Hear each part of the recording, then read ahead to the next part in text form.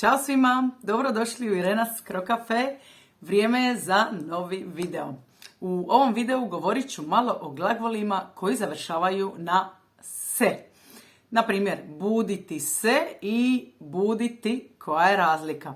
Kao i do sada, vježbe sam dodala na svoj Patreon profil, link je u opisu videa dolje. Pa idemo vidjeti nekoliko rečenica. Počnimo s buditi se.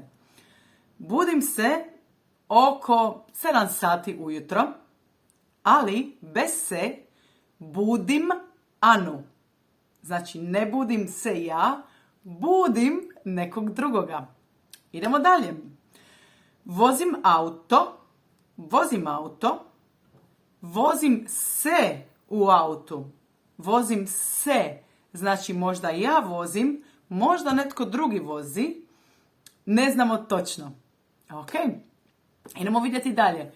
Tuširam se ujutro, tuširam sebe i tuširam sina. Znači, tuširam nekog drugoga. Idemo vidjeti još dvije rečenice. Kuham ručak i kuham se u Splitu. Znači da je jako vruće. Kuham se u Splitu.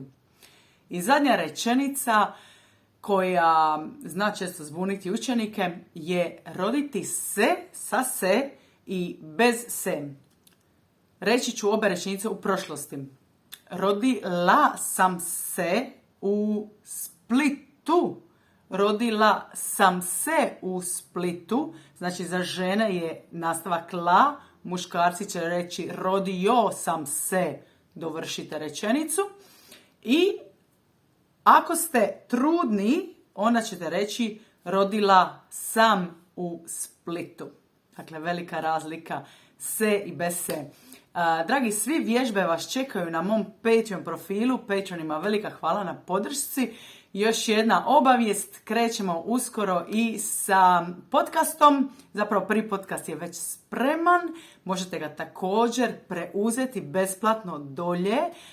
Tako da od sada možete slušati hrvatski gdje god se nalazite, dok vozite auto, dok kuhate ručak. Možete uvijek vježbati svoje slušanje. Preuzmite besplatno prvi podcast i javite mi što mislite.